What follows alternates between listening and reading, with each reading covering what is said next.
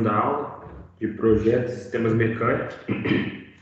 E nessa aula a gente vai falar um pouquinho sobre, continuar, né? Falando sobre os conceitos introdutórios da disciplina, tá? Vamos falar sobre os conceitos introdutórios da nossa disciplina de projetos e entrar em alguns pontos também falando sobre ética, né? Que são importantes na questão de projetos. Bom, primeiro vamos falar sobre os passos, né? Eu comentei na aula de ontem, de maneira assim bem superficial, que um projeto ele tem passos. Então existem passos em todo o projeto, na verdade, um projeto mecânico é todo um processo. Então a gente tem que entender que o projeto ele é todo um processo de início, meio e fim, um processo que pode ser longo, um processo que ele tem que ser detalhado, um processo que ele tem suas etapas que não podem ser puladas. Então, e aí vamos falar um pouquinho sobre esses passos, tá? Na verdade, vamos começar logo falando dessa lista de passos, tá? Vamos falar dessa lista de passos que um projeto tem. O primeiro passo para um projeto, conforme nessa tabela 1.1, que é passos fundamentais para o projeto da máquina, o primeiro passo é determinar a função, né? A função a ser desenvolvida pela máquina e a seu turno por subconjunto e por uma peça. Então, assim, o primeiro passo do projeto é pensar na função da máquina e também na função do subconjunto ou na função da peça. Então, tem que pensar tem que determinar essa função que a máquina vai exercer. Até porque isso vai reger todo o processo.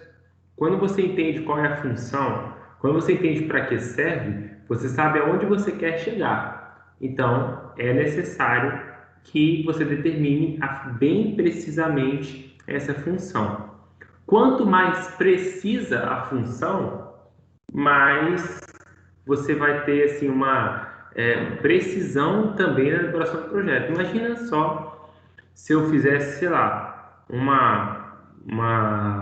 vou construir uma bomba assim de fluido, né? Vou construir uma bomba, só que assim, eu não sei o que eu quero bombear com essa bomba. Eu não consigo projetá-la bem.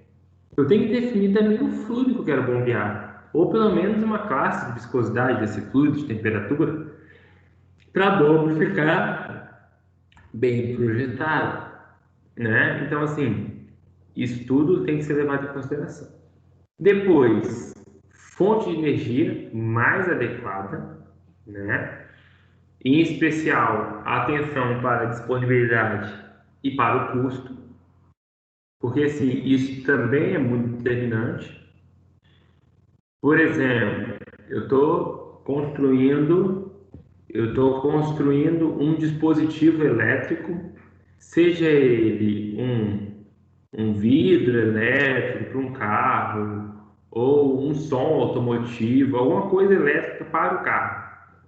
Eu sei que eu não posso querer contar com uma corrente alternada, uma energia elétrica alternada, porque eu não tenho esse recurso, ou ter esse recurso no carro seria aplicado. Então eu sei que meu produto vai ter que rodar com 12 volts. Essa é a questão. Ele vai ter que rodar com 12 volts, porque é a energia que eu tenho disponível, tá? Quando você tem mais de uma fonte de energia, aí você tem que pensar na disponibilidade dessa fonte, no custo, na facilidade em levar essa fonte até a máquina. Por exemplo, quando a gente fala de pintura industrial, não sei se tem alguém de vocês que já trabalhou ou trabalha com pintura industrial, né? Se opta mais por ferramentas pneumáticas, pistola de pintura pneumática, esses desencrustador, lixadeira, tudo pneumático. Por quê? Porque é uma fonte de energia mais fácil que você distribuir lá numa área industrial. Você não precisa ficar mexendo com muitos cabos elétricos. Imagina só, um cabo elétrico na área industrial, ele tem um risco de ser cortado, um acidente, ou se até mesmo queimado, e pode dar um problema. E já o ar comprimido vai chicotear, vai bater uns 2, 3, mas assim, o risco é muito menor de causar morte do que a energia elétrica. Então, tudo isso tem que ser levado em consideração, até segurança também, o que você tem à disposição, tá? Isso tem que ser levado em consideração no seu projeto. Depois, invente ou selecione os mecanismos e sistemas de controles adequados, capaz de desempenhar as funções definidas utilizando a fonte de energia escolhida. Aí entra a parte dos mecanismos que você vai inventar ou você vai inventar ou você vai selecionar um que vai fazer a função. Sempre é melhor selecionar do que inventar. Por quê? Custo. O custo de se inventar alguma coisa, ter que inventar e produzir é muito mais alto, geralmente, do que selecionar no mercado. Obviamente que às vezes você não tem no mercado algo que eu faça a função que você requer. Então, por isso, você vai precisar não só escolher, mas inventar. Mas precisa pensar nesses mecanismos. Não só nos mecanismos, mas também nos sistemas de controle. Vai ser o sistema de controle manual? Vai ser o sistema de controle automatizado? Se vai ser automação, qual vai ser o tipo de automação? E aí nós entramos numa variedade que não é muito nossa área, mas entramos numa variedade muito grande de tipos de automação possíveis, né? Sempre lembrando que você tem uma fonte de energia escolhida, tá? Não posso pensar em ter 3, 4 fontes de energia na minha máquina porque isso é inviável. Realize as análises dos fundamentos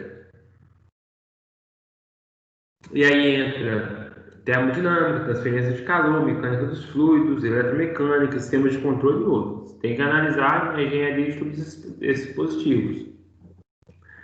Também análise cinemática e dinâmica para determinar deslocamentos, velocidades, aceleração ao longo de uma máquina, toda a máquina e para cada uma de suas peças. Isso é super importante porque às vezes tem questões de balanceamento, né? Se for uma máquina rotatória, você tem que ser balanceada. Então, eu não posso também sair pensando sem lembrar, pensando na máquina, sem lembrar que ela tem que ser balanceada.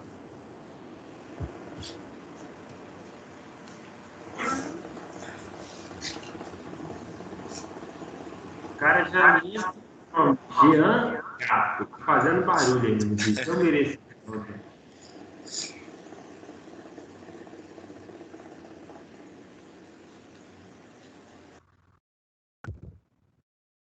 Continuando.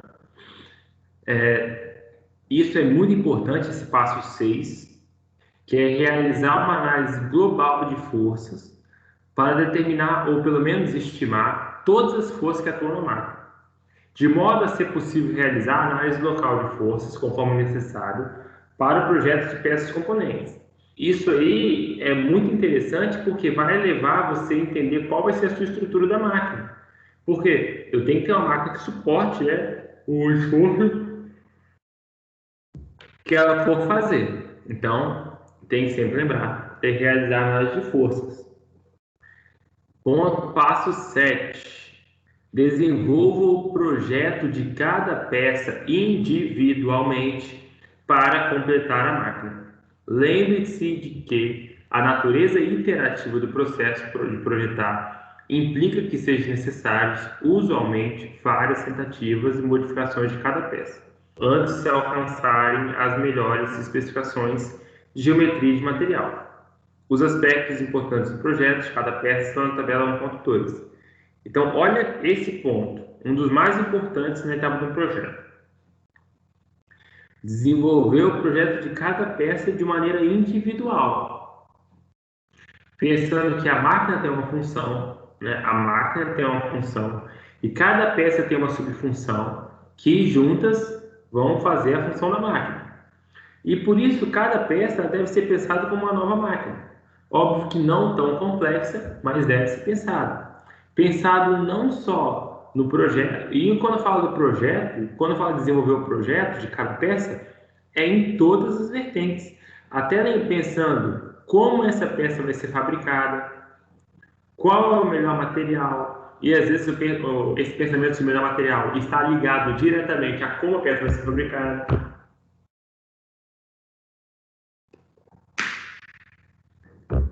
Então, às vezes, é inviável você fabricar uma pecinha por um processo, querer fabricar todas as peças pelo mesmo processo de fabricação. Às vezes é inviável você querer usar para todas as peças o mesmo material. Então, assim, por mais que às vezes é a intenção, mas cada peça tem que ser projetada de maneira individual, pensando na sua função e pensando em tudo, na sua fabricação e tudo, né? Depois, preparar desenhos de conjunto da máquina toda, incorporando todas as peças conforme projetadas e esquematizadas no passo 7. Essa tarefa requer atenção não apenas quanto à função ou à forma, mas também a fabricação, montagem, detalhes de bases, montagens, isolamento, proteção, intertravamento e outras considerações de segurança. Então, assim, você percebe que a projetar uma máquina, ela vai de vários, vai assim, de pensar nela como uma máquina como um todo, e também vai na questão de pensar nela como uma união de outras tantas maquininhas, né, que seriam os seus componentes.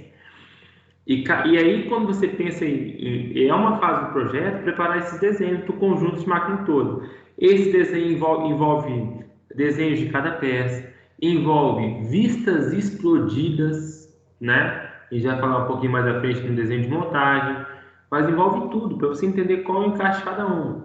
E o importante disso é que você tem que entender se você precisar mexer numa peça depois, isso vai influenciar nas outras. Por isso que esses desenhos conjuntos vai mostrar, eu preciso mexer nessa pecinha, mas ela também tem que encaixar na outra peça que já está pronta, está boa.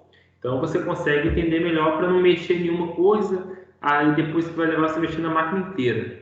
Então por isso é bom entender, ter esses desenhos conjuntos da máquina toda, entendendo que esses desenhos eles vão te ajudar a entender o funcionamento como um todo, né? Não só você, mas quem está envolvido no processo do projeto.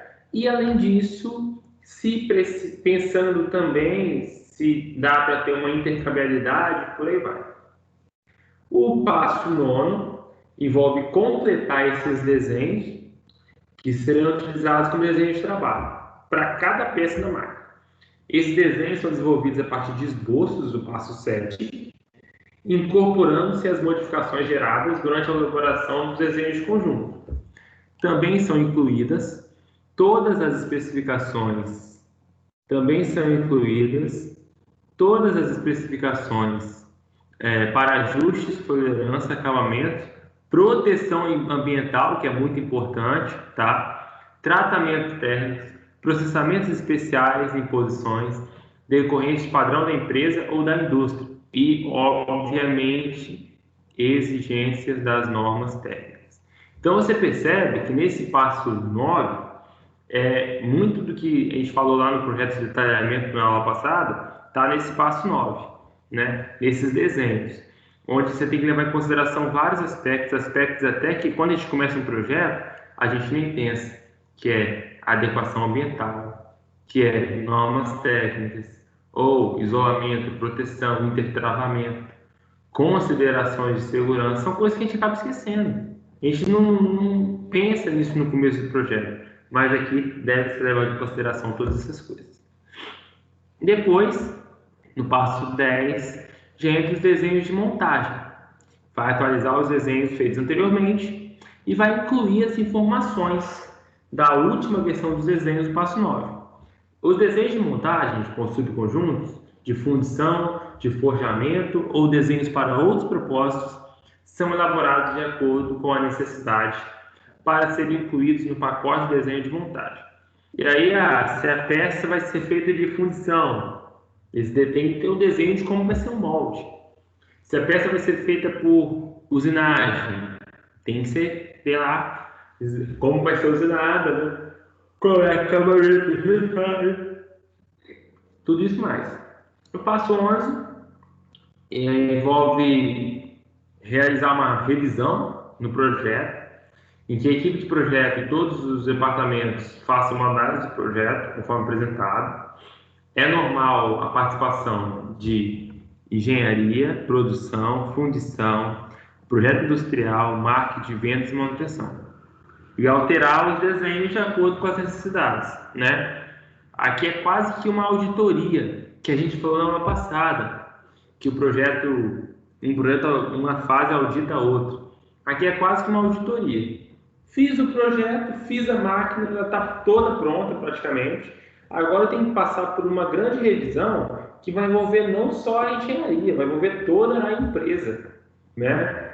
Vai envolver marketing, vai envolver vendas, vai envolver manutenção.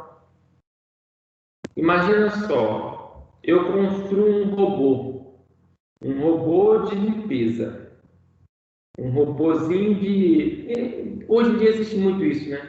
Você compra aquele robôzinho de limpeza, deixa ele no cantinho da cozinha e ele vai varrer a casa para você. E aí se criou um robôzinho desse de limpeza. Pensou em todos os detalhes, tudo bonitinho e tal. Só que o marketing vira bem assim e fala, ó, esse robôzinho não vai vender bem porque ele está feio. Ele está feio, ele não está atrativo. Não tem cores que as mulheres as donas de casa vão sentir atraídas.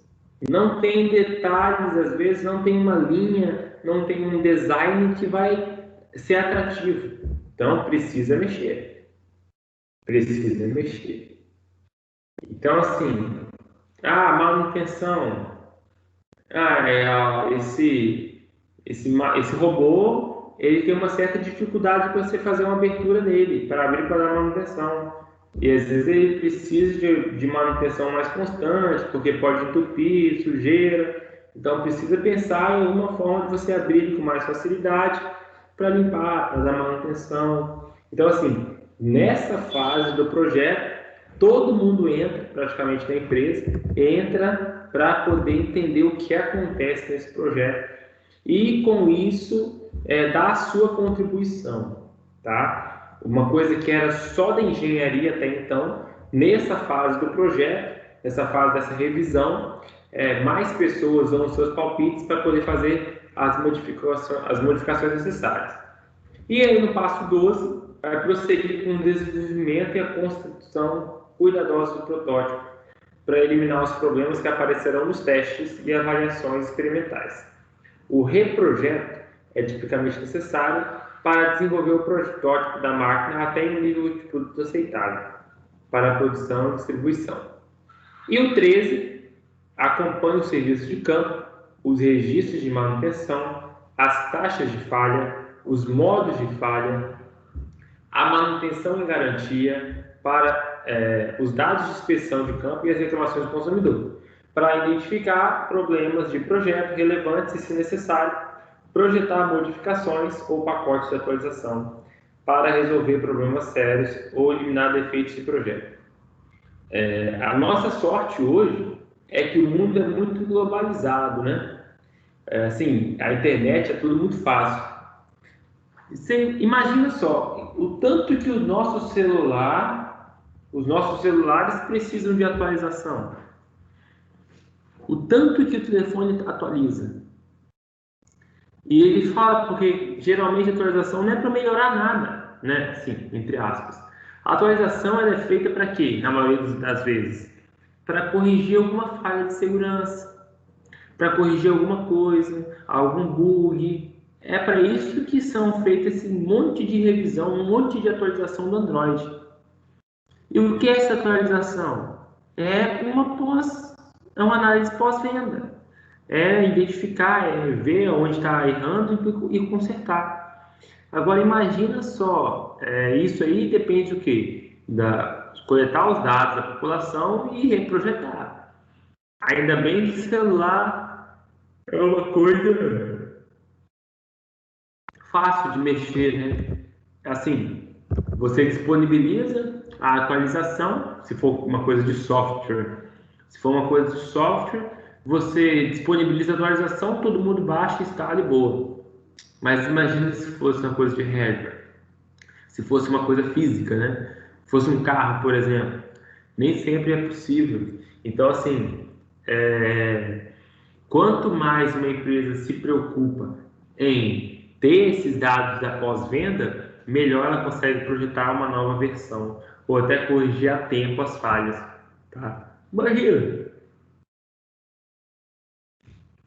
toda vez que um carro tem que ir a recal, é um absurdo de carro para as empresas. Elas gastam muito dinheiro. Ainda bem que ainda bem que ainda os consumidores levam o carro de bom grado até as concessionárias, mas imagina se a concessionária tivesse que bancar um guincho para buscar cada carro na garagem de cada um para fazer um recal. Que absurdo que seria. Então, é preciso corrigir esses erros o quanto antes para poder evitar que novos erros aconteçam e novos prejuízos sejam gerados. Então, esse é a fase 13, né? E a 14, comunique todos os dados relevantes de campo quanto a modos, taxas de falha, defeitos de projeto e outros fatores pertinentes ao projeto de engenharia e, em particular, ao departamento de projeto. A estratégia das lições aprendidas, discutida na seção 10, deve ser incorporada a esse processo de comunicação. Então, por fim, um projeto requer que você faça isso, né? Que você comunique esses dados nessa pós-venda. E aí, quando a gente fala desse passo 6, né? Que foi o que a gente falou bastante, que ele é muito importante, ele pode ser dividido também. Conceber uma forma geométrica tentativa para a peça, determine localmente as forças e momentos atuantes da peça, identifique os prováveis modos de falha. Então, esse aqui é um passo a passo, que eu não vou ficar lendo tudo, mas para cada peça.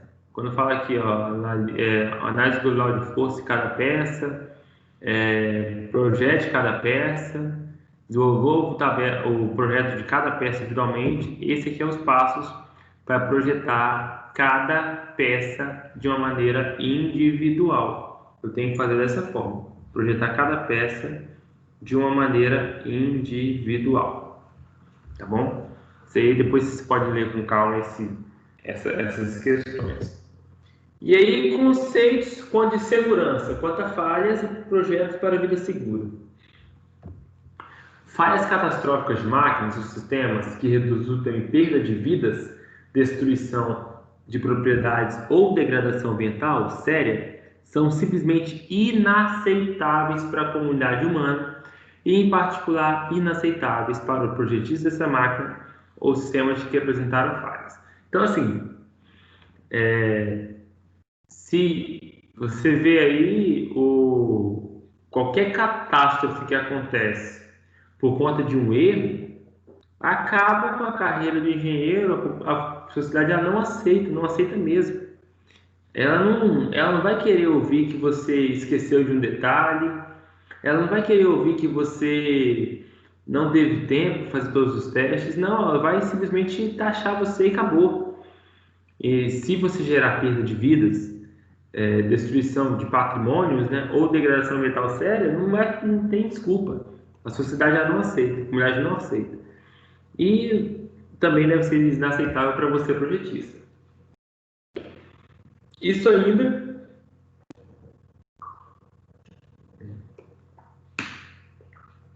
ainda que se ao estudarem as distribuições de probabilidade da resistência material, correspondente a todos os modos de falha, ou do espectro de carregamento em todas as aplicações reais, das interações com o meio ambiente, ou das muitas outras influências incertas possíveis, o projetista nunca poderá oferecer o projeto 100% confiável. Isto é, ele ou ela nunca poderão oferecer um projeto absolutamente garantido contra falhas. Isso é uma triste realidade, né? Tem muita gambiarra aí, tem muita gambiarra que não tem garantia nenhuma, que funciona a vida inteira. E tem projeto que às vezes esse cara projeta ele com todo cuidado, dá uma garantia de 99% e meio e falha. Não tem. a gente não tem esse controle, né? Mas a gente pode projetar uma máquina o melhor possível, tá? O melhor possível, tentando. Eu vou sei que alguma coisa vai passar despercebida, mas quanto mais tempo você dedicar ao projeto, mais difícil é de uma coisa grave passar despercebido por você. Então, assim, o projeto requer empenho, requer de fato um cuidado demasiado para que as coisas possam acontecer da melhor forma possível, tá? Existe sempre uma probabilidade infinita de falha. Para lidar com esse paradoxo frustrante, a comunidade de projetos desenvolveu dois importantes conceitos de projeto, ambos os quais dependem fortemente da inspeção regular de pontos críticos em uma máquina de estrutura. Esses conceitos são chamados segurança quanto a falhas e projeto para a vida segura. O projeto de segurança quanto a falhas oferece percursos redundantes de distribuição do carregamento da estrutura, de modo que, se houver falha de um membro primário, um membro secundário será capaz de suportar todo o carregamento no caso de uma emergência, até que a falha da estrutura primária seja detectada e reparada. Já o projeto de vida segura consiste em selecionar cuidadosamente um fator de segurança suficientemente grande e estabelecer intervalos de inspeção que assegurem que os níveis de tensão, os tamanhos potenciais de defeitos e os níveis de resistência material que governam a falha sejam combinados de forma que haja uma taxa de crescimento de trinca tão baixa que uma trinca que está crescendo possa ser detectada antes de alcançar um tamanho crítico da falha. Ambos, a segurança quanto a falhas e o projeto de vida segura, dependem da inspecionabilidade, a capacidade de se inspecionar pontos críticos de uma máquina depois de completamente montada e colocada em serviço. Obviamente, o que a gente mais vê na área industrial é a técnica de projeto para a vida segura, que pensa em um coeficiente de segurança suficientemente grande e você inspeciona aquilo a cada determinado tempo, tá? Como infelizmente existe muita gente suja nesse ramo que assinaria projetos colocando em risco a vida das pessoas, as normas elas acabam limitando para que você não você obedeça a esses dados, né? Então, assim, a norma ela impõe para você o fator de segurança, em muitos casos, a norma que traz o fator de segurança, e a norma também, ela faz o quê? Ela impõe para você o intervalo de inspeção. As caldeiras, por exemplo, elas têm intervalo de inspeção que são impostos por norma, né? Pelo NR18, eu acho. NR13, desculpa, NR13, ela impõe esses intervalos de inspeção visual interno de caldeiras de pressão, tá? Então, isso, as normas elas tentam trabalhar de um lado e de outro. É imperativo que os projetistas considerem a inspecionabilidade em todos os estágios de projeto, começando no projeto do componente da máquina, continuando ao longo do projeto de todos os subconjuntos e chegando ao projeto da máquina completa. Só para poder voltar um pouquinho, nesse tipo de projeto de segurança contra falhas, que é quando você tem quase que um bypass, né? Isso acontece muito nesse meio radical, quando a gente fala de paraquedas, quando a gente fala de bug jump, essas coisas, né? Geralmente é assim, você tem um que faz a sua função, um dispositivo faz a função, e você tem um outro que também está lá acoplado, que vai agir quando o primeiro quebrar. É isso que acontece. Paraquedista também acho que tem muito isso também. Você tem essas questões de se um não abrir, o outro tem um segundo que pode fazer abrir. Então tem todas essas questões para evitar a perda de vidas, né? Virtudes da simplicidade. Começar só Aqui é imperativo que os projetistas considerem a inspecionabilidade em todos os estágios do projeto, começando no projeto do componente da máquina, continuando ao longo do projeto de todos os subconjuntos e chegando ao projeto da máquina completa. Tá? É por isso que nós temos cada vez mais crescendo a inspeção, principalmente a inspeção não destrutiva, né?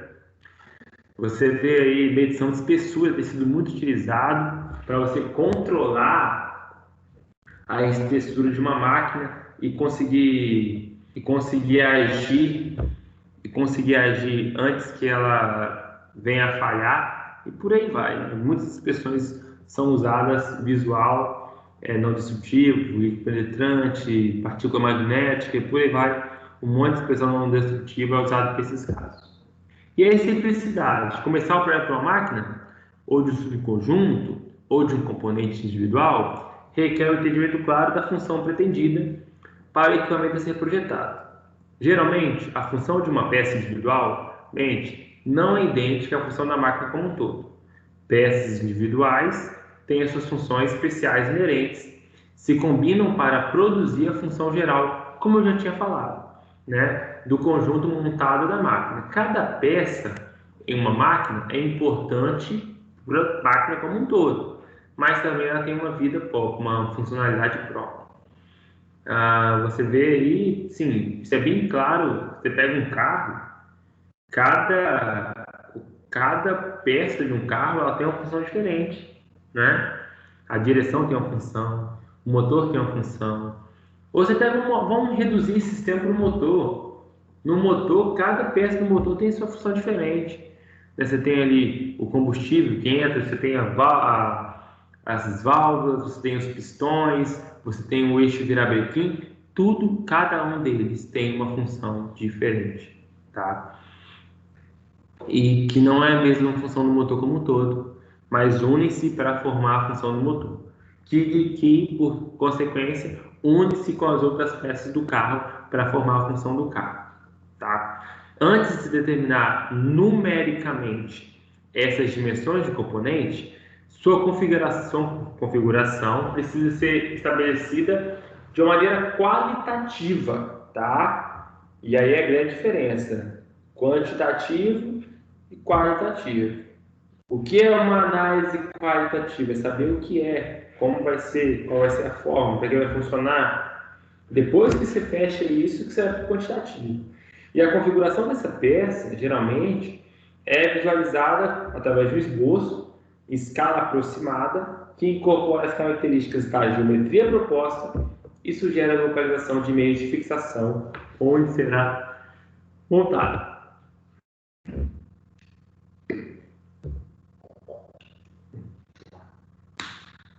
E aí, muito interessante que entender que nesse estágio de concepção, um princípio que deve nortear o projeto é justamente a simplicidade. Porque toda complexidade, tudo aquilo que você colocar a mais de uma maneira desnecessária, vai levar a aumento de esforço, aumento de tempo, vai levar também aumento de dificuldade maior de fabricação, de produção, de montagem, mais cara e lenta, maior custo, dificuldade de manutenção de produto. Então, assim, limitar, é interessante você limitar essas funções de cada componente para aquelas que são de fato exigidas pelas especificações, tá? Por exemplo, vou dar um exemplo bem grosseiro mesmo. Às vezes a gente acaba pegando uma máquina e projetando ela para uma função que é muito acima dela ou com funções desnecessárias, que vai deixar um valor assim absurdo, tá? E não vai resolver muita coisa. Você pega um carro, por exemplo, tem um carro de passeio, um carro pequeno, e aí eu vou querer que esse carro ele tenha, sei lá, um sensor que, um exemplo bem assim, um sensor que reconhece a qualidade do ar dentro do veículo, percentual de gás carbono ou de oxigênio. Pode ser interessante em alguma situação? Pode, mas no geral não vale a pena se tem uma coisa assim que vai só piorar, vai só aumentar a complexidade. Ou isso dá muito voltado para a geometria também, né? A geometria também, eu tenho às vezes uma peça, aí eu quero ela com um formato que seja mais bonito, né? Mas essa é uma peça que vai ficar interna, dentro de um motor, ou interna dentro de uma máquina, que não tem por que ela ficar bonita, não precisa ficar bonita, ela precisa ser funcionar bem e ser barata para produzir, né? Ou até mesmo escolha do material. Ah, eu não quero fazer com material tal, eu quero fazer com material tal que vai durar mais. Exemplo, eu tenho o cabeçote do motor feito por fundição, eu quero fazer em aço inoxidável, por exemplo. Só quem sabe que a fundição no aço inoxidável é muito cara, né? Não vai compensar. Então, tudo isso tem que ser levado em consideração, tá?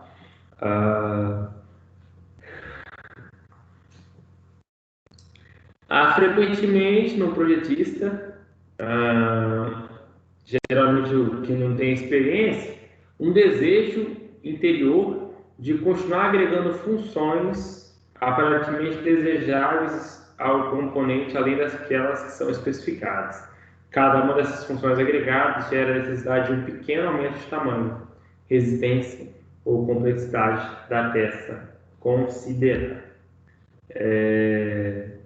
Igual você pega, vamos pegar um exemplo bem simples, aqueles alicates, aqueles canivetes que tem um monte de faca, que tem chave de fenda, e aí, às vezes é maneiro você ter, porque aquilo te salva na situação. Aí tem gente que começa a colocar coisas demais naquele canivete, coisas demais, começa a colocar um monte de lâmina diferente, tesoura, chave de fenda, vira aquele negócio que chega a ficar pesado.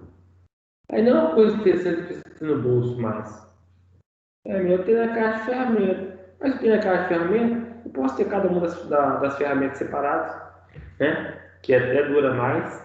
Então, assim, tem muita coisa que a gente tem que levar em consideração que não vale a pena, de fato, você ficar investindo tanto em novas funções quando você já atingiu o seu objetivo. E é por isso que é tão importante, quando a gente lembra lá do primeiro ponto, do primeiro passo do projeto. O seu primeiro passo do projeto, determine precisamente a função a ser desenvolvida pela máquina, tá? Isso vale muito da simplicidade. Você pegar, definiu a função, mas você começa a mexer, botar um monte de função, botar um monte de função, botar um monte de função, você pode ter problema de chegar a lugar nenhum, tá? Infelizmente, tais esforços geralmente reduzem buscas mais demoradas de fornecedores, alta de custos, dificuldades elevadas na fabricação e manutenção. Em alguns casos, perda da fatia do mercado para o competidor que entrega o produto ao mercado, antes mesmo que este apenas atenda às especificações do produto. Então, assim, imagina só, você quer fazer um aspirador ou para você competir no mercado de aspirador aí de lava carro. E aí você começa a pensar, pô, mas esse aspirador aqui, ele podia ter um dispositivo automático que vai reconhecer quando o saco do aspirador, o filtro está sujo ou está cheio e vai trocar. Ou pelo menos ele vai reconhecer que o filtro está cheio e vai te avisar. Pô, bacana, cara, a ideia é legal. Só que assim, um aspirador de nível doméstico, cara, você aspira o carro várias e várias vezes, nem se preocupa com o filtro. O filtro dura um tempo bom. Então, assim, vai ficar mais caro. Alguns podem até sim comprar por essa função, mas não vai competir no mercado com os outros aspiradores. Então, tem que pensar em tudo isso, né? No projeto de uma máquina, a simplicidade ela implica em competitividade, tá? Ah,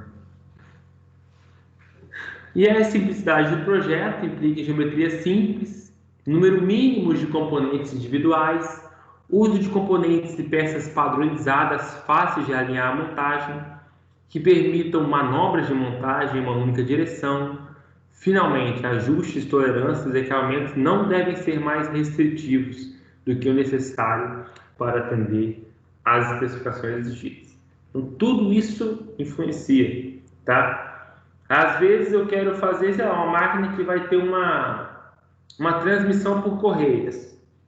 Uma transmissão por correias, né? Polir correias. Só que a gente sabe muito bem que as nossas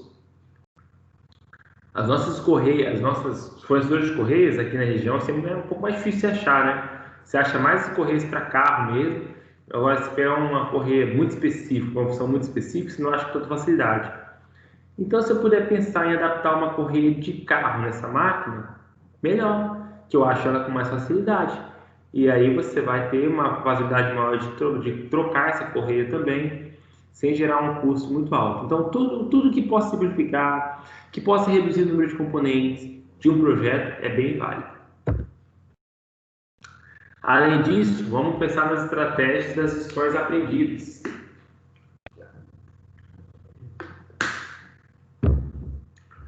A maior parte dos projetistas concordaria que reinventar a roda é uma perda de tempo.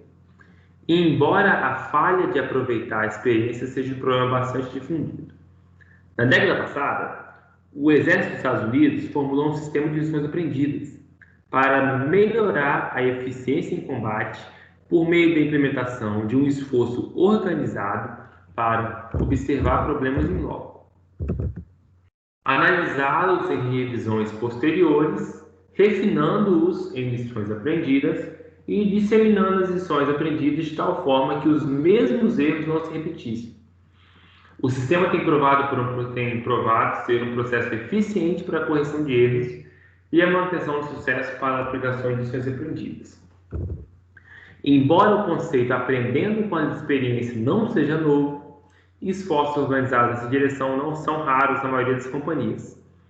Que seja sistematicamente revisado e suas lições transmitidas, especialmente para o departamento de projeto preliminar.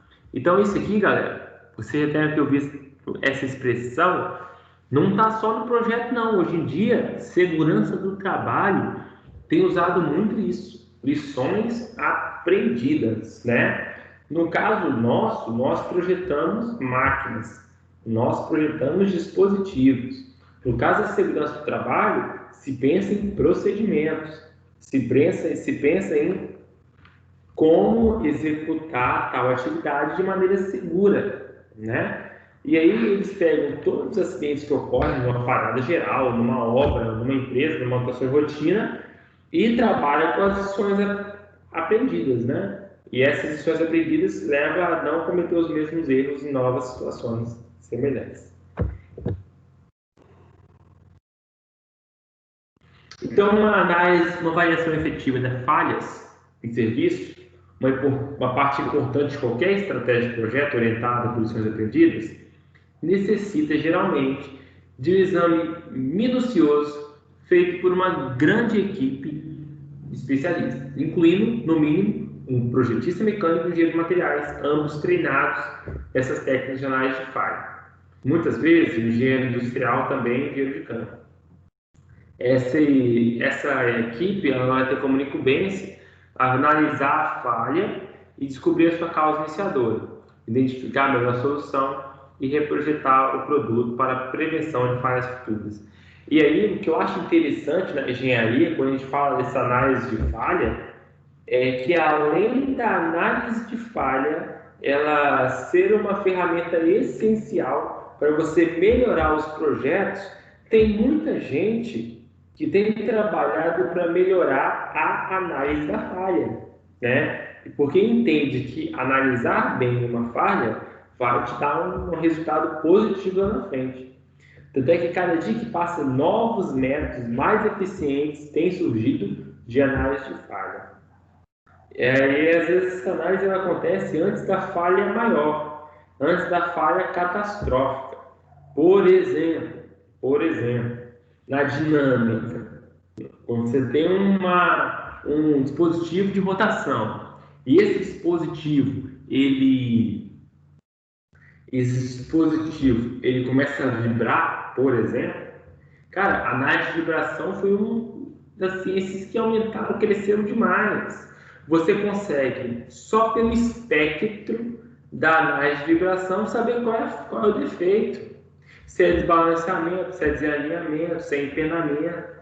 Você consegue saber só pelo espectro da análise de vibração. Então, assim, analisar o problema, analisar a falha, isso também é uma ciência que tem crescido muito, porque entende-se que quando você faz uma análise de falha, você consegue melhorar o projeto, você consegue corrigir os efeitos e até usar isso em projetos futuros. Isso é muito interessante.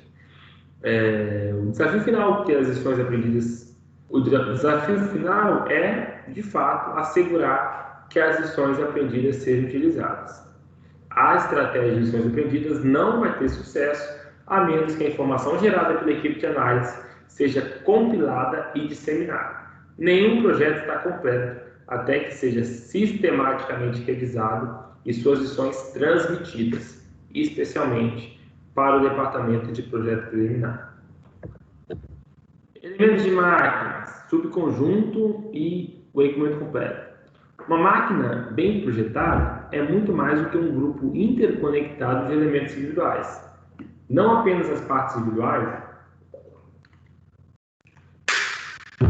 têm que ser projetadas, mas também para funcionar sem falhas, não apenas as partes individuais têm que ser cuidadosamente projetadas para funcionar sem falhas e com segurança durante a fita especificada, mas também as partes devem ser efetivamente agrupadas em subconjuntos. Então, assim, você tem que pensar nas peças. Essas peças têm que estar ali pensadas também como subconjuntos, que devem funcionar sem interferência interna, permitir uma desmontagem fácil para manutenção e reparo, possibilitar a inspeção de pontos críticos sem um tempo de parada excessivo ou significar risco para os inspetores se acoplar, de forma efetiva com os outros subconjuntos para oferecer a melhor configuração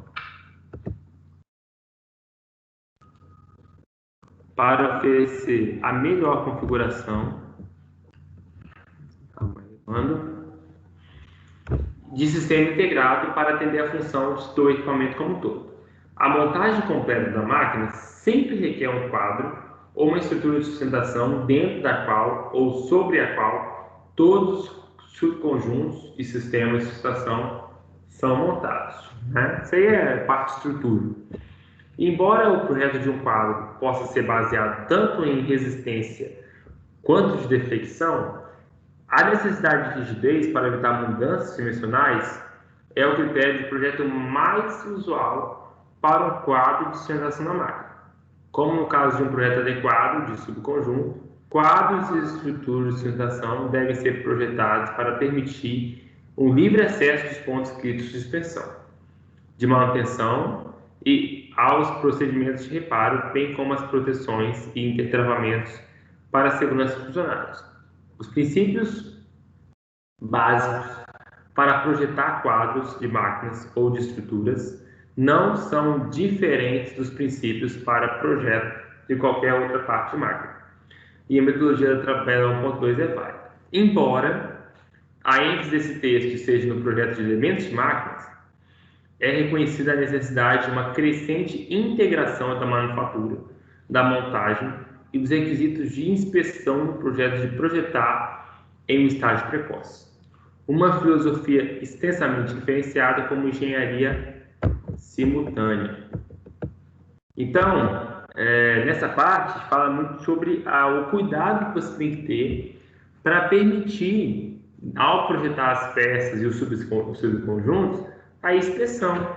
A gente vê muito isso, né, na área industrial, por exemplo, o isolamento térmico, eu trabalhei muito com isso, de deixar em cada isolamento feito, às vezes, uma janela de inspeção, para não ter que arrancar depois todo o isolamento térmico para poder fazer a medição de espessura com ultrassom. Só tirar a janelinha lá encaixado às vezes até com um fechinho rápido, com dobradiçazinha, para ficar mais fácil de inspecionar. Isso vale para tudo. Tudo precisa ser inspecionado, né? E aí você não prevê isso no projeto, pode gerar custos maiores lá na frente.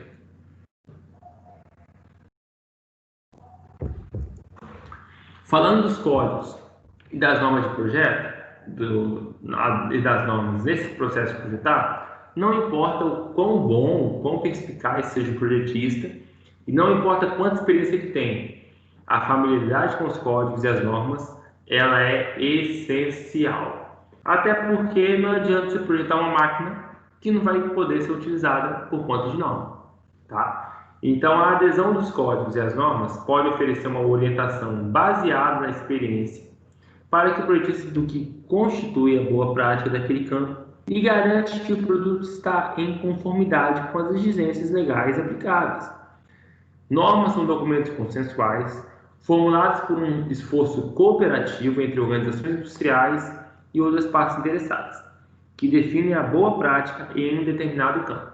O objetivo básico do desenvolvimento de uma norma é assegurar a intercambiabilidade, a compatibilidade e o desempenho aceitável dentro de uma companhia, dentro de uma nação ou entre países em cooperação.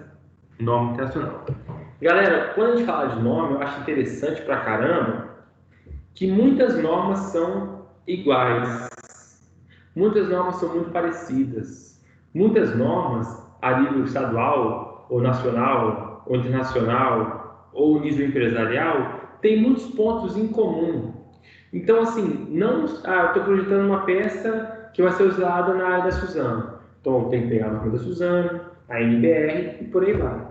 Só que, às vezes, é bom estar atento aonde eu quero chegar. Eu quero usar ela também numa outra área, na área, sei lá, de siderurgia ou na área automotiva, essa máquina. Quais são as normas lá? Está atendendo? Às vezes é uma norma fácil de atender e vale a pena você já atender para poder você ficar apto para trabalhar em todos os ramos. Então tem que ficar atento até com isso, tá? Até com isso. E eu acho interessante que até fui orientador de um TCC de refrigeração. Tem um livro de refrigeração do Hélio Crider, né? Um livro muito antigo, mas ele é muito bom. E muitas normas de refrigeração é uma cópia desse livro, tá? Então, assim, acaba que muitas normas são baseadas em outras normas ou em outros materiais didáticos. E isso aí acaba deixando elas muito parecidas. Para isolamento térmico, a MBR, ela tem uma linguagem muito parecida com a norma da fibra, né? De Suzano. Então, assim, vale a pena você investir uma máquina que atenda as duas. Que não tenha, assim, uma coisa que é particularidade de uma norma só. Porque aí você pode ficar também restrito ao mercado local apenas, quando essa máquina pode ser usada em todo o mundo. Então, você tem que ter essa consciência que não é só pegar uma norma qualquer e segui-la.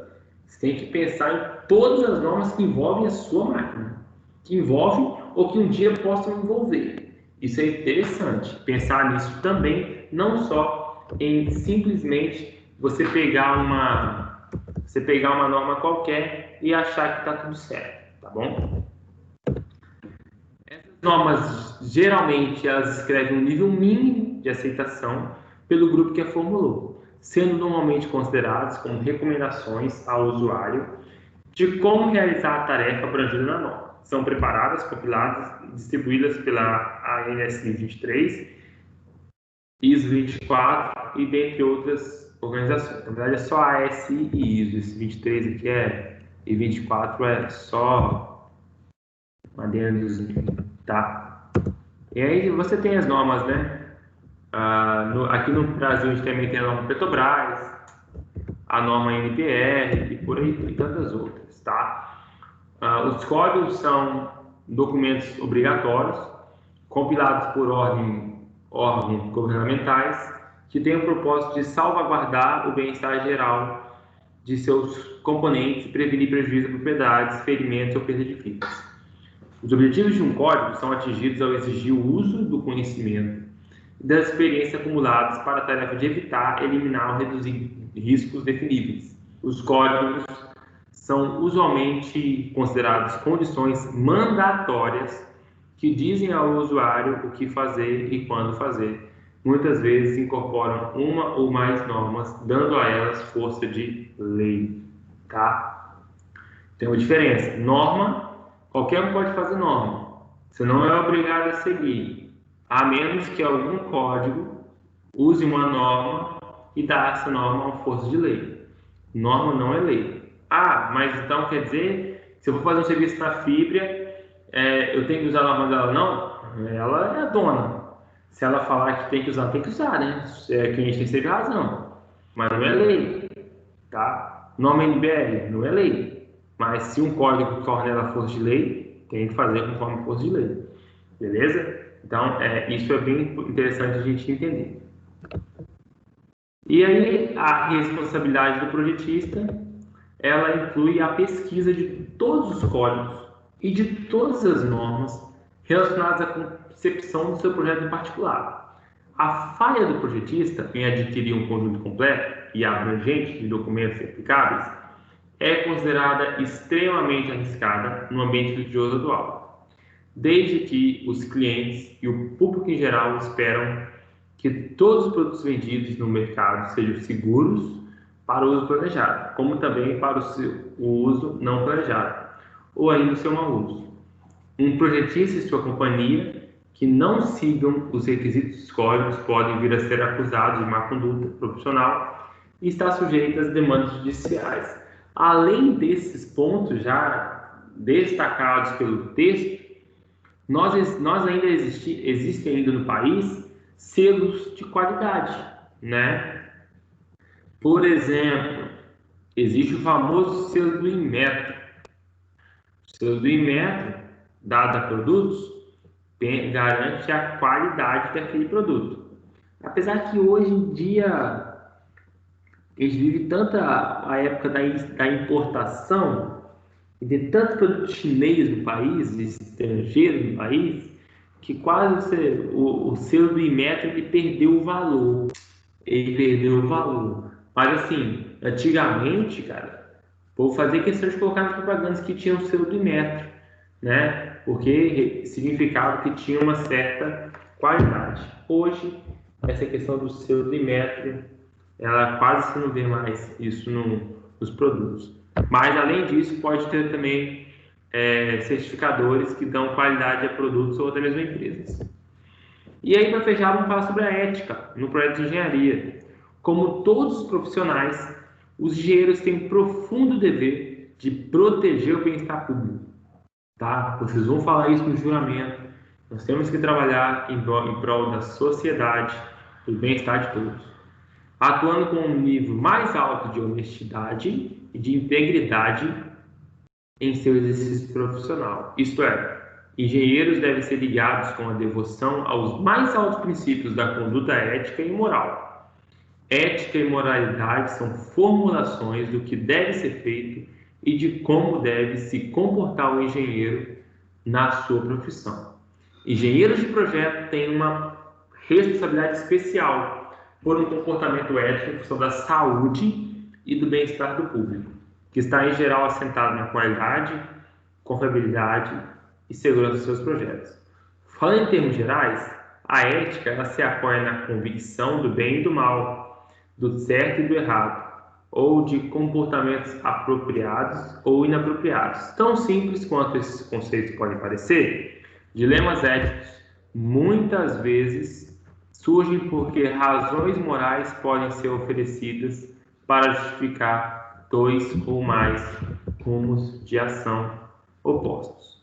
Em algumas ocasiões, é uma tarefa decidir qual dos pontos de vista morais concorrentes é o mais constrangedor ou mais correto.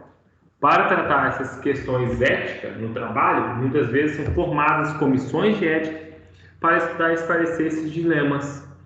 Pontos de vista consensuais da comissão de ética e recomendações são usualmente propostas apenas após a formulação do dilema, da reunião de todos os fatos relevantes e, então, do exame dessas considerações de ordem moral concorrentes.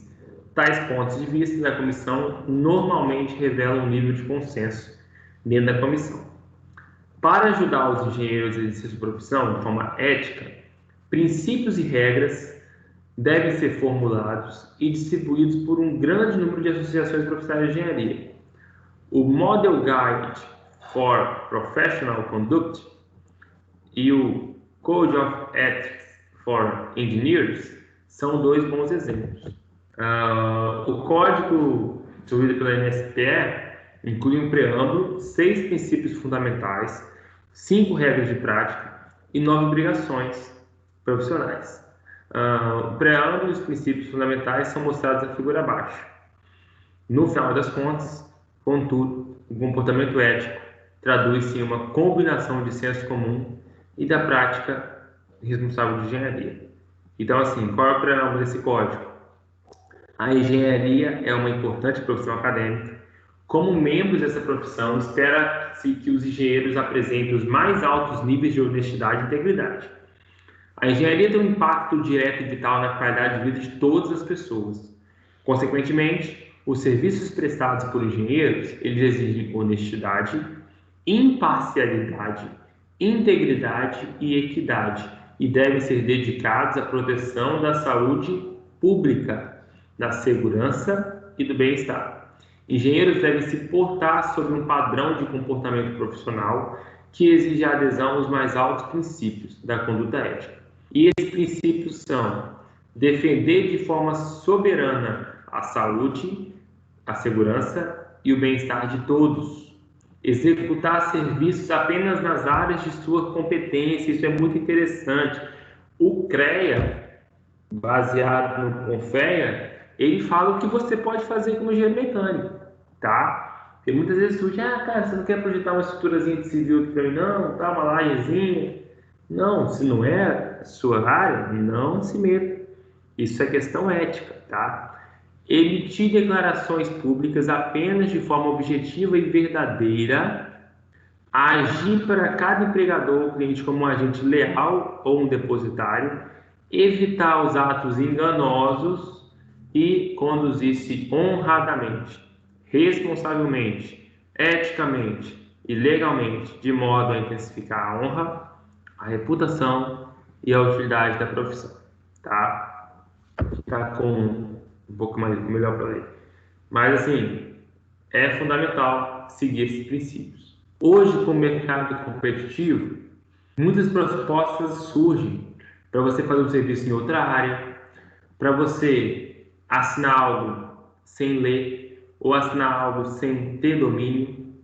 Assina aqui, o outro dinheiro está assinado, ele saiu, está no lugar, assina aí. Vai surgir isso, tá? De duas, uma.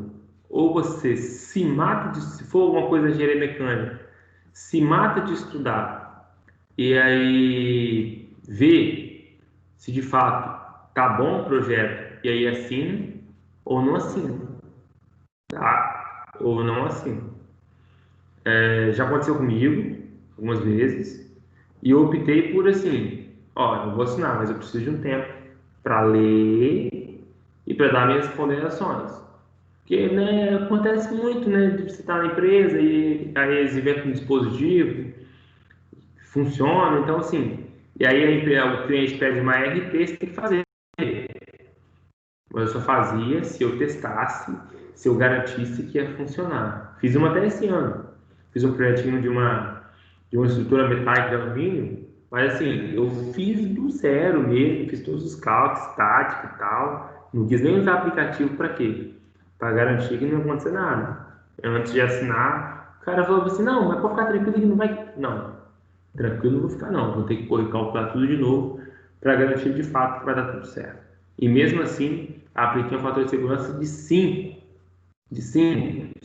vezes, para poder ter uma garantia boa e não colocar em risco de ninguém. Então é assim que se deve portar, né?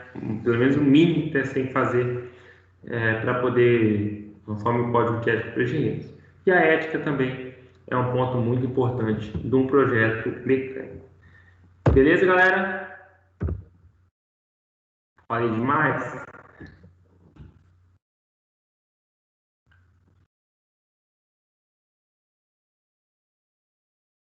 Então é isso aí. Está encerrando a aula de hoje. Até segunda-feira que vem, onde vai dar prosseguimento nos nossos conteúdos sobre projetos de sistemas mecânicos. Qualquer dúvida, só entrar em contato comigo, no WhatsApp ou até no fórum de disciplina. Eu ainda estou montando as salas. Se qualquer dúvida, é só entrar em contato comigo. Beleza?